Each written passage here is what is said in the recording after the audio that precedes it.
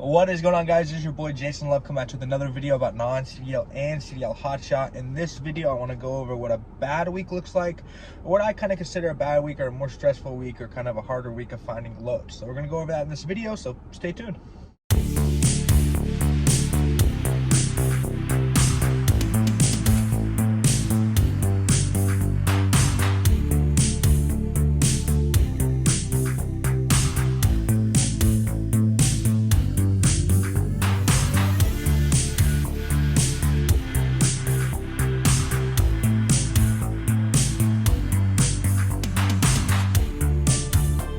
Okay guys, welcome to this video. If you don't know who I am, my name is Jason Love. I'm one of the co-owners of Flash Load Logistics LLC.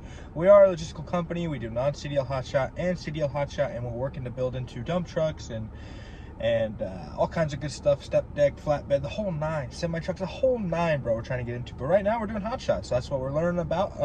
If you're new to the channel, please think about subscribing, give the video a like. I'd love to get this video to at least 100 likes. You guys are always so awesome. Thank you for all the support. This video, I want to talk about this last week that we had with Ray, and I consider this week, it ended up being a good week rate wise, and it ended up being a good week money wise, but it was a harder week to find loads. We put ourselves in a couple areas that caused us to have to drive a lot to get out, like with deadhead and stuff, and it just wasn't the best. I think every load I booked day of. I'm usually good at booking day before and kind of just letting Ray flow, but it kind of slowed down a lot just because there wasn't that much freight going out. The rates weren't what we needed, but it ended up working out really well.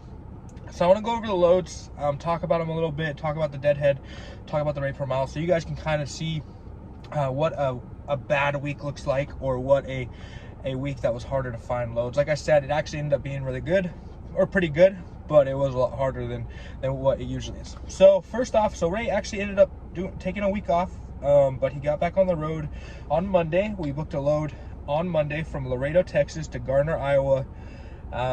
It's 1,182 miles. Pick up on Monday, drop off on Wednesday. It paid $2,950, so not a bad load at all. He did have to drive from McAllen to Laredo, which is like 160 miles, but getting out of southern Texas is kind of hard sometimes, so we always know that we're going to have a little bit of deadhead there. Iowa is not the best place for freight. I already knew that, so I was on the boards looking before. Once he got loaded, I started looking on the boards. I couldn't really find anything, you know, so day of came, and I actually found a load going from Humboldt, Iowa to Seneca, Kansas. It was 288 miles, pick up on Wednesday, drop off on Thursday, paid $850. So just a short load. The rate was pretty good on it. But I picked up in Humboldt, so about 60 miles of deadhead. And it was going to Seneca, Kansas. And I didn't know what Seneca, Kansas was. I looked it up. It was about 100 miles from Kansas City. So I thought in my head, okay, it is a small town, but at the end of the day, you know, we could deadhead to Kansas City if we needed to be able to book something. I knew Kansas City had good freight. So he picked it up on Wednesday, dropped it off on Thursday. I didn't have a load booked for him, pre-booked, because, you know, like I said, the rates were not that good, the loads were not that good. So Thursday comes along, we kind of make the decision of just having him drive to Kansas City, just make life a lot easier. So he was driving to Kansas City. On his way to Kansas City, I actually booked a load, Kansas City, Kansas to Oakwood, Virginia. It's 776 miles, pick up on Thursday, drop off on Friday, paying $2,100. So again, it was a really good rate on that load. A couple problems with this load though. I mean, obviously we had the initial 110 miles of deadhead to get there, which whatever, I mean, the rate is definitely good enough. But he's going to Oakwood, Virginia. If you know where that's at, it's kind of in the middle of the hills of Virginia.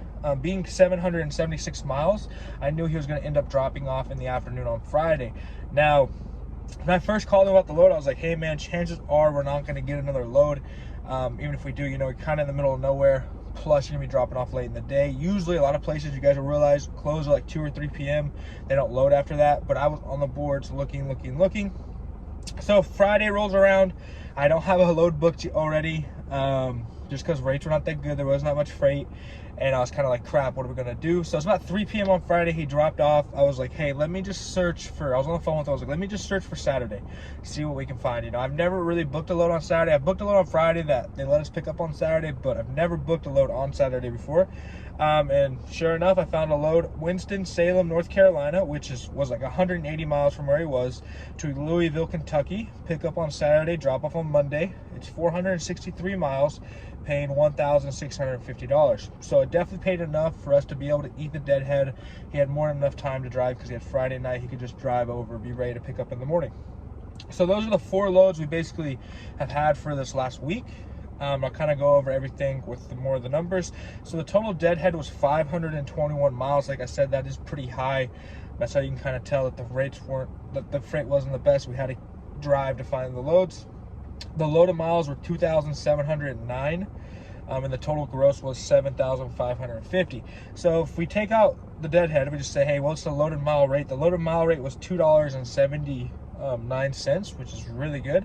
And I'm super happy with that. And then if we add the deadhead in, our actual rate per mile with everything, all things considered, was $2.34 per mile, which really isn't bad at all. The reason I kind of call this a bad week or a harder week was just because of like the freight that was out there. Like, we had to really put in the extra work to book the loads.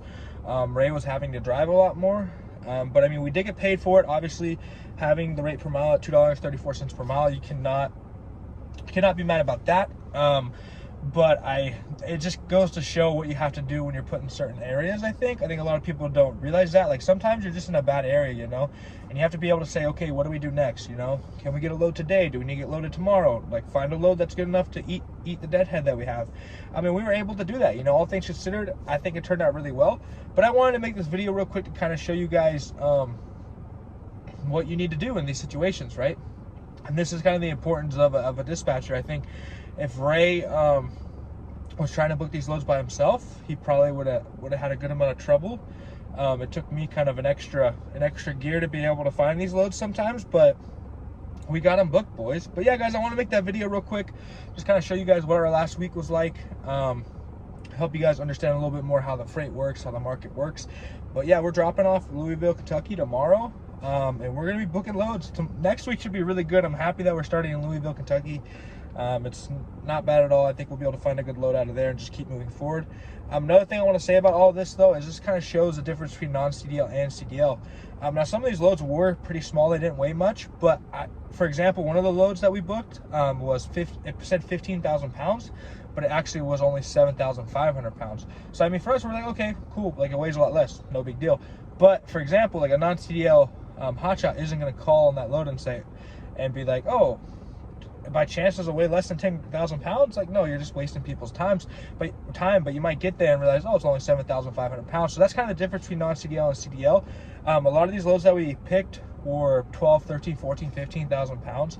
And so I just think about like the non-CDL people that would have been in the same situation, how they wouldn't have gotten a lot of these loads, and they would have just been stuck, right? So that's kind of the difference between non-CDL and CDL, is when you're in these tight positions where there's not much freight to begin with, just having the weight restriction and the length restriction on you is really going to hinder you and cause you to have to wait a lot longer, maybe miss out on days. I can just tell you that from experience.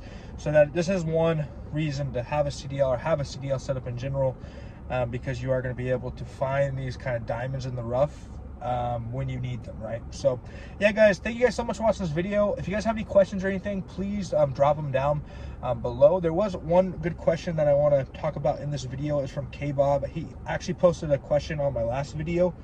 I think it's right here. The last video that I made about should you start your own authority or should you lease on with somebody. Now, he asked, if you lease on for some time, then get your authority, will you get cheaper insurance rates? And there's a couple things that go into this. I mean, obviously, if you're like a new CDL driver and you lease on with somebody for like a year and you're driving for a year, you're gonna have, you know, more experience, but mostly you're gonna have had your CDL for a year at least. So that can help you get cheaper insurance rates.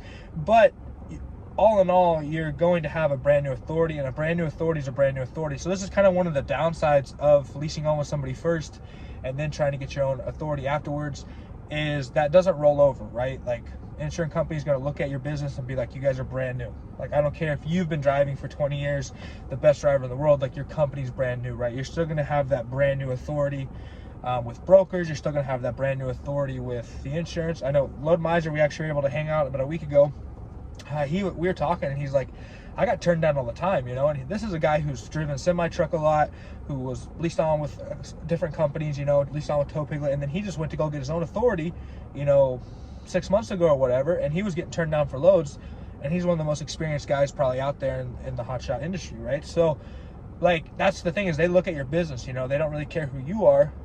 So that's kind of a problem. If you do lease on with somebody, that doesn't transfer over to your new business. You're still gonna have to go through the whole like brand new company thing. So that might be a reason you just go ahead and get your own authority, because it's like, hey, if I'm gonna start out, I might as well start out with my own stuff, right? So yeah, that's one thing. But K-Bob, thank you for the question. If you guys have any more questions, drop them down. If they're good enough, I'll throw them in a video. Thank you guys so much for watching. Hope you all have a great day.